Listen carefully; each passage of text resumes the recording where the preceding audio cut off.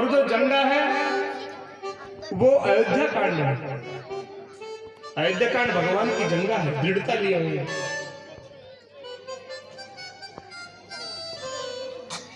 अरण्य कांड भगवान का कटि प्रदेश है। यहाँ वनवासी जीवन जिया जाता है, यहाँ बड़ा संयम से जीवन जिया जाता है।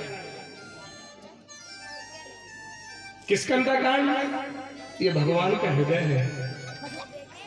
यहाँ चाहे कोल भिल्ल हो, चाहे कोई राजा हो, सबको हृदय से लगाया जाता है। चाहे भिल्लनी हो, चाहे सुग्रीव हो, चाहे केवट हो। और जो सुंदर कांड है वो भगवान का गला है, कंठ है।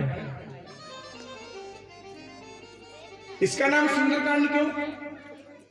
अरे हम लोग कंठ से ही तो गाते हैं, सुंदर सुंदर भजन, सुंदर सुंदर कीर्तन, सब कंठ से। और इसका नाम सुंदर कांड क्यों है? बोले सुंदरी सुंदरी सीता, सुंदरी सुंदरे कथा, सुंदरे सुंदरी वार्ता, इति सुंदर उच्यते। क्योंकि सुंदर कांड में ही हनुमान जी को माता जानकी मिली। दुनिया में अगर हमसे कोई प्रेम करता है बिना कारण के, कोई अगर हमसे प्रेम करे किसी से भी दुनिया में, तो केवल दो है। दो के अलावा तीसरा कोई भी नहीं जो बिना कारण का प्रेम करता हो। दो कौन कौन है? एक है मां और दूसरा है परमात्मा। एक है मां और दूसरा है परमात्मा। इसके अलावा कोई नहीं जो बिना कारण हमसे प्रेम करता हो। और अगर कोई तीसरा तुमसे बिना कारण के प्रेम कर रहा है तो समझ लो वो तुम्हारे लिए परमात्मा ही है।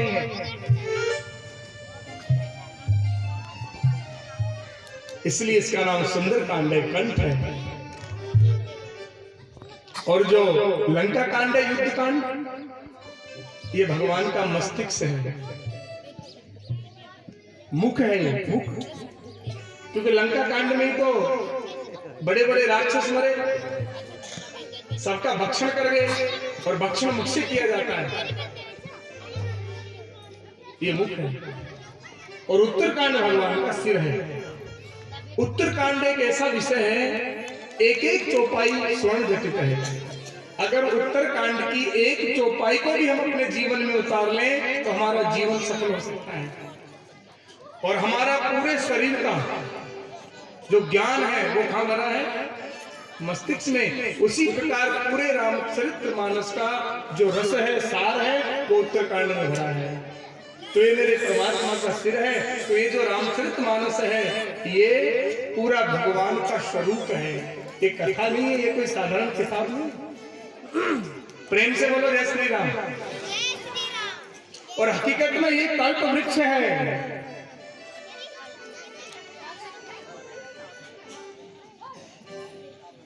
पारसमणि देखिए, ये कल्प वृक्ष है। जिस प्रकार हम कल्प वृक्ष के नीचे बैठकर कुछ भी मांगते हैं वो मिल जाता है, उसी प्रकार रामचरितमानस को पढ़कर इस रामायण से आप हम कुछ भी प्राप्त कर सकते हैं। लेकिन प्राप्त करने का हमारे अंदर भावना होनी चाहिए। अगर आपको विजय प्राप्त करनी है तो रामायण में है, आपको भक्ति प्राप्त करनी है तो रामायण में है, आपको युद्ध जीतना है तो रामायण में है, आपको पद चाहिए तो रामायण में, आपको कोई आदि व्याधि रोग मिटाना हो तो रामायण के मंत्रों से मिट सकती है। आपकी कोई भी समस्या, कोई भी तकलीफ है, उसका हल इस रामायण में है। लेकिन वो हल तब मिलेगा जब हमारी भावना, हमारी श्रद्धा होगा। लेकिन हमारे अंदर तो श्रद्धा ही नहीं। और हकीकत में एक कल्प वृक्ष ही है। इसका जो बालकांड है वो जड़ है, अयोध्या कांड है वो तना है, पेड़ का, वृक्ष का तना। अरण्य कांड इसकी शाखाएं हैं, किष्किंधा कांड पत्ते हैं, सुंदरकांड पुष्प है,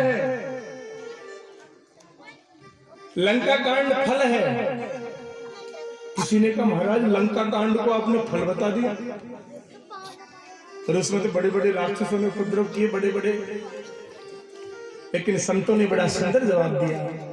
बोले पूरे जीवन का फल हम किसको कहते हैं? अगर हम लोग पूरे जीवन का फल चाहें, मनुष्य अपने पूरे जीवन का फल चाहे तो फल सबसे अच्छा फल किसे चाहेगा? क्या है वो फल? मनुष्य जीवन आपको मिला है तो मनुष्य जीवन में सबसे बड़ा फल क्या है? कि सुंदर पत्नी मिल जाए, यही है? तो बेटा मिल जाए 2-4, ये धन दौलत मिल जाए करोड़ों की, पढ़ लिख कर बड़े कोई कलेक्टर बन जाए, क्या है मनुष्य जीवन का फल? क्या है? क्या फल होता है? सही, मनुष्य जीवन का फल होता है मुक्ति। अगर आपको मनुष्य जन्म मिला है तो ये धन दौलत पत्नी बेटा बेटी जमीन जायदाद ये तो व्यर्थ है। अगर आपने इस मनुष्य जन्म लेने के बाद में अगर मुक्ति प्राप्त नहीं की तो आपका मनुष्य जन्म लेना बेकार है। इसलिए मनुष्य जन्म का सबसे बड़ा फल क्या है? मुक्ति, परमात्मा की प्राप्ति। और लंका कांड में वही हुआ, जितने राक्षस मरे मेरे राम जी के हाथ से सबको क्या मिली? जितने बानर भगवान राम के साथ गए, राम जी के दर्शन किए, राम का सहयोग किया, उनको सबको क्या मिली? इसीलिए लंका कांड क्या है? फल। मनुष्य जीवन का सबसे बड़ा फल है मुक्ति, परमात्मा की प्राप्ति। और अगर मनुष्य जन्म मिलने के बाद भी आपने ये कर्म नहीं प्राप्त किया तो जन्म जन्म यतन कराई अंत राम पावत राही, अंत राम कहीं आवत राही, जन्म जन्म यतन कराई अंत राम आवत राही,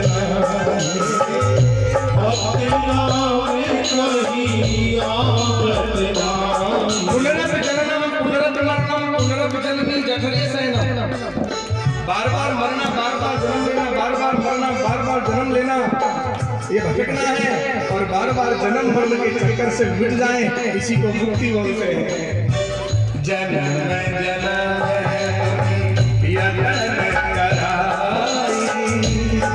जन्म जन्म